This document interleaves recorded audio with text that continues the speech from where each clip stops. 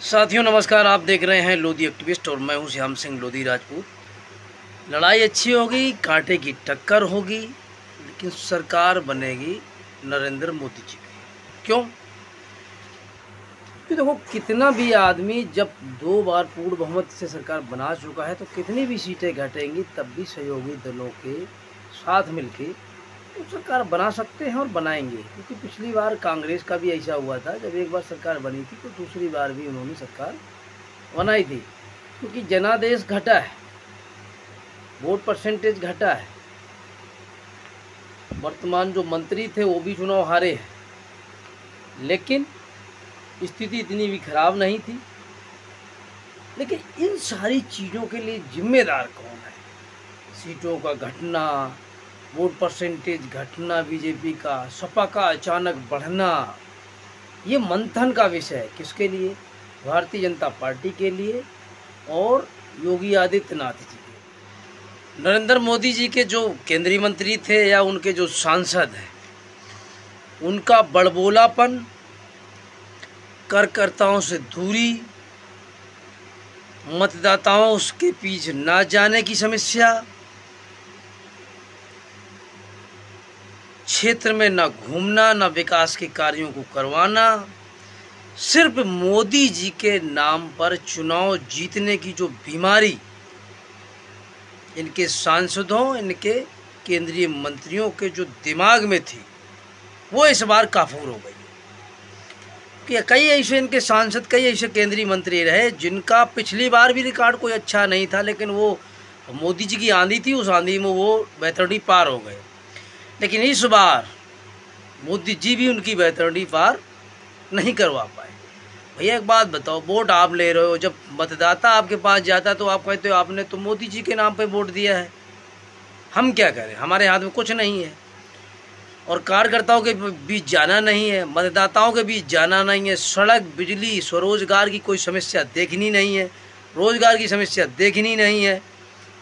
ऐसी कितनी समस्याएं हैं जिनकी ये लोग कुछ नहीं देखते। सिर्फ मोदी जी, स्वशासन, भारत विश्व गुरु। अरे भैया, इससे सरकार नहीं बनती है, ना ही इससे आप प्रत्येक सीट जीत सकते हो। अब पूर्व मुख्यमंत्री, हिंदू हृदय सम्राट बाबूजी कल्याण सिंह से बड़ा चेहरा ना तो यूपी में कोई था, ना कोई अभी भी है। और उनके सुपुत्र राजवीर सिंह अपनी एटा की सीट नहीं बचा पाए। इससे बड़ा दुर्भाग्य क्या हो सकता है कि जिस व्यक्ति को विरासत में सीट मिली हो और वो भी सीट ना बचा पाए।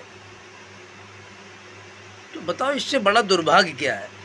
जनता के बीच जाना नहीं है, जनताओं की समस्याओं को सुनना नहीं है, कार्यकर्ताओं से मिलना नहीं है, कार्यकर्ताओं के बीच जाना नहीं है, अपने लोगों के बीच गंदगी है, दुर्गंध है, अपने लोगों के बीच जाने में शर्म महसूस होती है। तो ऐसे लोग कभी भी चुनाव नहीं जीत सकते हैं और ना ही अपने लोगों के ये लोग कभी कार्य करवाते हैं।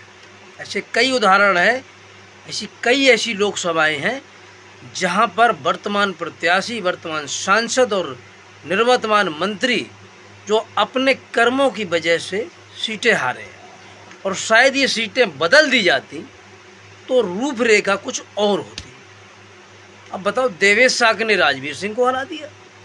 अब जब आप काम ही नहीं कर रहे हो, आपके जहाँ पे चौतरफा आप ही के विधायक हों, आपके जिला पंचायत सदस्य हों, ब्लॉक प्रमुख हों, वहाँ हार गए आप, तो कहाँ जीतोगे बताओ? इसके अलावा ओबीसी में लोधी राजपूत, कुशवाहा, पाल, ऐसी कितनी जातियां हैं जिनको प्रतिनिधित्व भारतीय जनता पार्टी ने नहीं दिया, उनकी बात नहीं सुनी। अब लोधी राजपूत के कहने के लिए तो 4-5 सांसद हैं, लेकिन एक भी ऐसा सांसद नहीं है जो अपने खुद के लोगों की जन समस्याओं को दूर करता हो। सभी के सभी सिर्फ अपनी ढपली, अपना राग। तो हार की सबसे बड़ी वजह ये, कुशवाहा, साक, मौर्य, उनकी समस्याओं को कोई सुनने वाला नहीं, ऊपर तो डिप्टी सीएम बैठे हुए हैं, ये भी एक वजह है। पाल विवाद, ये भी एक वजह है। और इसकी शुरुआत, बदलाव की जो बयार है, वो तो ये कहो कन्नौज से स्टार्ट हुई। अगर कहीं पहले चक्र से स्टार्ट हो जाती तो भारतीय जनता पार्टी का और भी बुरा हाल होता। और जैसे कि एटा हो गई, कन्नौज हो गई, ये सीटें कोई हारने वाली थोड़ी थी बीजेपी। ये लोग अपने वजहों से खुद हारे हैं। कन्नौज में तो अगर भारतीय जनता पार्टी अपना प्रत्याशी बदल देती तो सीट जिन नहीं हारती। अब यहाँ पर लोधी राजपूतों का इतना बड़ा अपमान जो लोगों को कह रहे हैं कि हमारा अपमान हुआ, हमारे महापुरुष का अपमान हुआ, हमारे खरीदने की बात हुई, तो ये बहुत सारी बातें हैं जो भारतीय जनता पार्टी को इन पर मंथन करना होगा, तभी काम होगा। और भारतीय जनता पार्टी ने अगर अपनी रणनीति उत्तर प्रदेश में नहीं बदली और ओबीसी की जातियां लोधी राजपूत, साक, मौर्य, कुशवाहा, पाल, अगर इनको बराबर, इनको आप समझ लो कि इनको प्रतिनिधित्व नहीं दिया, इनकी समस्याओं का निराकरण नहीं किया गया, तो अभी तो ट्रेलर है। विधानसभा में भाजपा को इसके दुष्परिणाम भुगतने होंगे। तो बाबा जी योगी आदित्यनाथ जी के पास अभी समय है कि उत्तर प्रदेश में रणनीति चेंज करने का समय, रणनीति को बदलें, तो ही उत्तर प्रदेश में भारतीय जनता पार्टी दोबारा अपने उस जनाधार को प्राप्त कर सकती है। अदरवाइज मुश्किल। और जो हम आपको बता रहे हैं ये एक एक व्यक्ति क्षेत्र वाइज लोगों के अनुभव में शेयर आपके साथ कर रहा हूँ। लोगों से मैं मिला हूँ, लोगों के पास गया हूँ, लोगों की बातों को सुना हूँ और मैंने अनुभव आपके साथ शेयर किए हैं।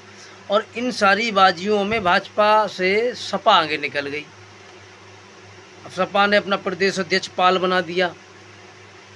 लोधी राजपूतों को साधने के लिए उसने खुले तौर पर बहुत सारी घोषणाएं कन्नौज में कर दी। तो जो असंतुष्ट मतदाता था वो चला गया सपा के साथ। एटा में राजवीर से लोग दुखी थे क्योंकि ये कभी लोगों से मिलते। और एनडीए के जो छोटे छोटे दल, जो सहयोगी दल थे, जैसे कि निषाद पार्टी, सुभाषपा या अपना दल है, इन लोगों का कुछ बड़बोलापन भी एनडीए के लिए घातक हो गया। इस पे भी भारतीय जनता पार्टी को थोड़ा बैकअप बनाना पड़ेगा। और एक चीज़ और निकल के आई है कि इंडिया अलायंस को, जो मैंने आपको बताई, लोधी राजपूत हो गया, साक कुशवाहा, साक जो मौर्य है, ये वोट, पाल वोट हो गया, ये वोट, और ऐन मौके पर इंडिया अलायंस को एक छोटी पार्टी सबका दल यूनाइटेड, जिसके मुखिया प्रमोद लोधी हैं, लोगों ने सीरियस नहीं लिया। लेकिन इस पार्टी का हर जगह जनाधार है और इस पार्टी ने इंडिया अलायंस को समर्थन कर दिया, अखिलेश यादव जी के साथ मंच साझा किया और हर विधानसभा में 20-20 हज़ार, 10-10 हज़ार, 15-15 हज़ार, 40-40 हज़ार, 30-30 हज़ार का जो एवरेज वोट उस सपा को ट्रांसफ़र कर दिया। ये लोग समझ नहीं पाए। तो इससे बहुत बड़ा, क्योंकि 10 हज़ार इधर माइनस हुआ, 10 हज़ार उधर चला गया, तो आपका प्रत्याशी कहीं 20 हज़ार से आ रहा, कहीं 30 हज़ार से आ रहा, तो ये लमसम का जो है ये बहुत बड़ा नुकसान। और सबका दल यूनाइटेड ने कम से कम 20 सीटों पर इंडिया अलायंस का प्रचार किया, तो ये बड़ा माइनस पॉइंट हुआ। तो साथियों, वीडियो कैसी लगी शेयर करें, लाइक करें, कमेंट्स करें, लोधी एक्टिविस्ट को ज़्यादा से ज़्यादा सब्सक्राइब करें।